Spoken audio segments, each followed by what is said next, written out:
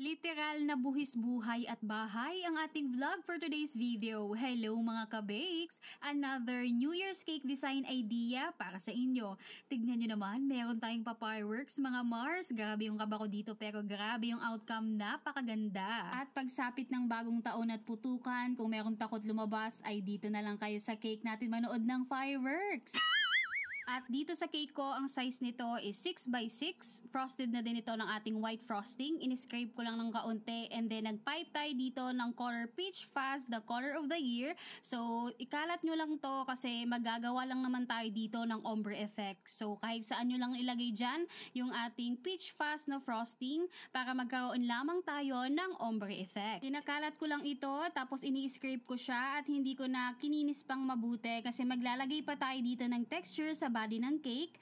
At ito, medyo sino-sharp edge na natin yung top ng cake natin, and gamit itong flexible scraper ay nag-scrape lang ako dyan ng pa-swirl. Mamaya makikita nyo yung outcome nito. At maglalagay nga ako ng texture sa body ng cake natin at gamit ulit itong silicone brush. So parang ini-scrape lang natin ito habang pinapaikot natin yung turntable. Magsimula tayo sa baba hanggang sa itaas. Lately, nakahiligan ko na maglagay ng ganitong texture sa ating body ng cake kasi hindi mo na nga kailangan na pakinisin pa talagang mabuti. Hindi ka na magpapakahirap na para pakinisin pa yung body ng cake mo or yung frosting mo. So, scrape mo lang using spatula at grabe din naman yung outcome niya. Super ganda din naman siya. Very simple lang and kakaiba. At yung cake natin mga ka-bakes for today's video for New Year's cake design ay napakasimple lang. Napakasimple na vintage cake kaya magpapipe lang tayo ng borders dito sa baba at sa itaas. So, dito sa baba ng board natin or sa pinakababa ng side ng cake natin ay magpapipe ako ng borders dito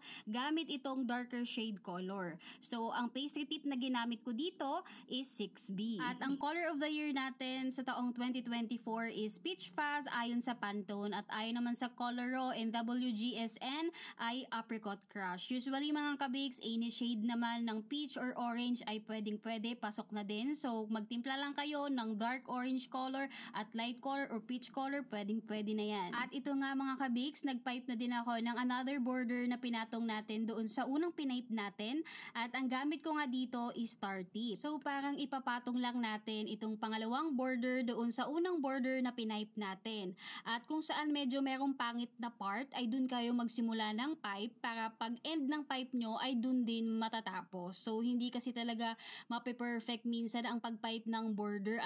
Lalo na ako kasi mga kabix, hindi talaga ako sanay, lalo na pag nagpa-pipe ng mga borders or ng mga vintage cake. At kailangan lang mga kabix, kapag nagpa-pipe tayo ng mga borders sa cake, ay nakatago yung mga pangit at talagang yung ihaharap lang natin is yung malinis tignan. At dito sa taas, nag-pipe ulit tayo ng borders gamit ang pastry tip 6B. So, same lang din, pero ito'y nakalagay naman sa pinaka-top sa side ng cake natin. So, ganyan lang kadali mga kabakes yung ating napakasimple na vintage cake. At ito naman ang naging outcome ng top cake natin. May swirl design lang tayo dyan. Yung ginamitan ko kanina ng flexible scraper. At dito mga kabakes, naglagay naman ako ng gold acrylic topper na merong nakalagay na Happy New Year 2024. At ilalagay ko na lang mga kabakes yung link sa comment section ng mga ginamit ko ng mga toppers and cake decoration for this cake design. At dito nga maglalagay naman ako ng luster dust dito lang sa pinape natin na borders para medyo mag-shining, shimmering, splendid siya.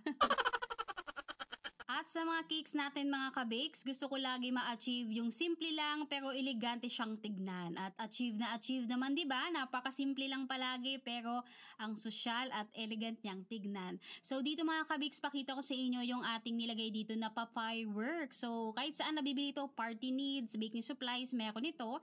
So yung dulo nilagyan ko lang ng tape kasi baka kasi merong lumabas na pulbura.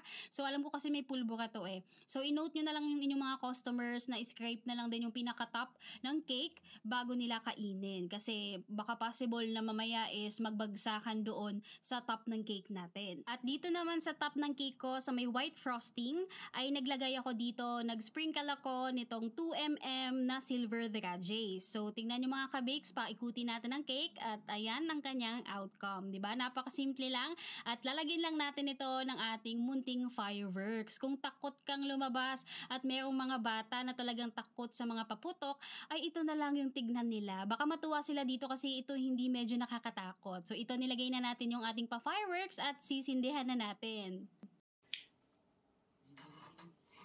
Uy!